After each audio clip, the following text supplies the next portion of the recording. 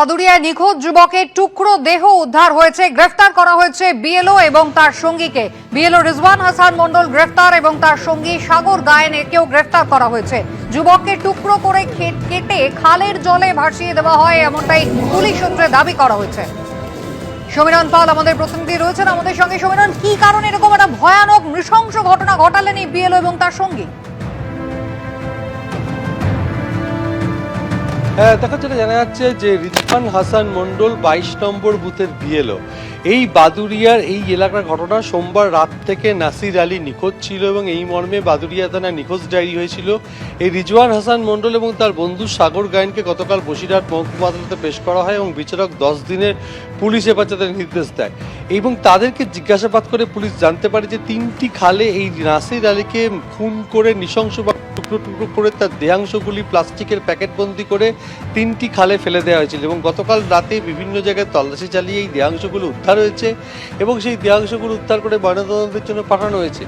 নৃশংস হত্যাকাণ্ডের পেছনে ত্রিকোণ প্রেম রয়েছে বলে জানা যাচ্ছে যে নাসির আলীর স্ত্রীর সঙ্গে এই বিএলও রিজওয়ান হাসান মন্ডলের বিবাহ বিবাদ সম্পর্ক ছিল। এই নিয়ে দুজনের মধ্যে দীর্ঘদিন ধরে টানাপোড়েন চলছিল। সোমবার রাতে তাকে এইআরও পরিচয় দিয়ে একটি ফোন করা হয় এবং এসআইদের শুনানির জন্য তার কাছে গুরুত্বপূর্ণ নথি চাওয়া হয় এবং সে দ্রুত যেন একটি জায়গায় দেখা করে। সেই মর্মে তড়িঘড়ি নাসির আলী বাড়ি থেকে বেরিয়ে যায়। তার বাড়ি হচ্ছে চাত্রা গ্রাম পঞ্চায়েতের বাদুড়িয়া থানার অন্তর্গত পাপিলা গ্রামে এবং তারপরে বেরিয়ে যাওয়ার পর থেকে তার কোনো খোঁজ পাওয়া যায়নি এবং কিছুটা দূরে তার দুটো জুতো পাওয়া যায় এবং তার পাশাপাশি খালের ধার থেকে তার মোটর বাইকটি উদ্ধার হয়।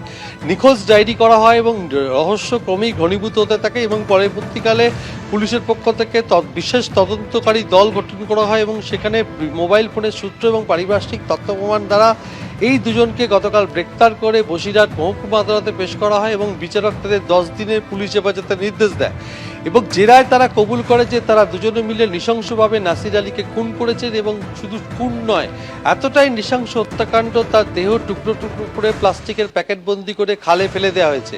গতকাল রাতে বিভিন্ন জায়গায় তল্লাশি চালিয়ে 3টি খাল থেকে এই দেহাংশগুলো উদ্ধার করা হয়েছে এবং এতটাই নৃশংস হত্যাকাণ্ডের পেছনে বিবাহ বহির্ভূত সম্পর্ক বলে পুলিশ মনে করছে।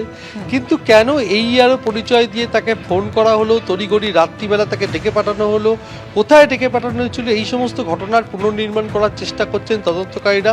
তবে প্রাথমিকভাবে যেটা জানা গেছে যে ফাঁকা জায়গায় তাকে ডেকে এনে খুন করা হয় এবং তার দেহ টুকরো টুকরো করে ফেলে দেওয়া হয় এবং তারপরে প্লাস্টিক বন্দি করে 3টি খালে দেহাংশগুলো ফেলে দেওয়া হয়েছিল। এই 22 নম্বর বুথের বিএলও রিজওয়ান হাসান মন্ডল এই হচ্ছে প্রধান চক্রান্তকারী এবং তার সঙ্গে ছিল সাগর গায়েন এবং তাকে এইআরও পরিচয় দিয়ে তাকে বাড়ি থেকে ডেকে পাঠানো হয় এবং তারপরেই এই নৃশংস হত্যাকাণ্ডের ঘটনা ঘটে। একেবারে সমীরণ, তোমাকে একটু বিরত করি। এই প্রসঙ্গে মৃতের পরিবারের পক্ষ থেকে কি অভিযোগ করা হচ্ছে একবার আপনাদের দেখা। ধরে নিয়ে গেলেন কেন? আমার ছোট মামা নাসির আলী, তাকে সোমবার এসআইয়ের নাম ভুল আছে বলে তাকে ডেকে নিয়ে যায়। ডেকে নিয়ে সোমবার থেকে সে নিখোঁজ। আজকে আপনার শুক্রবার, আজকে প্রশাসনের তরফ থেকে আজকে ওর কিছু টুকরো লাশ পাওয়া গেছে। চাত্রা ব্রিজের তলা থেকে তুলেছে, প্যাকেটে করে তুলেছে। 3টে প্যাকেটে ছিল। হাত পা এইগুলো পাওয়া গেছে, হাত আর পা। আপনার লোক আছে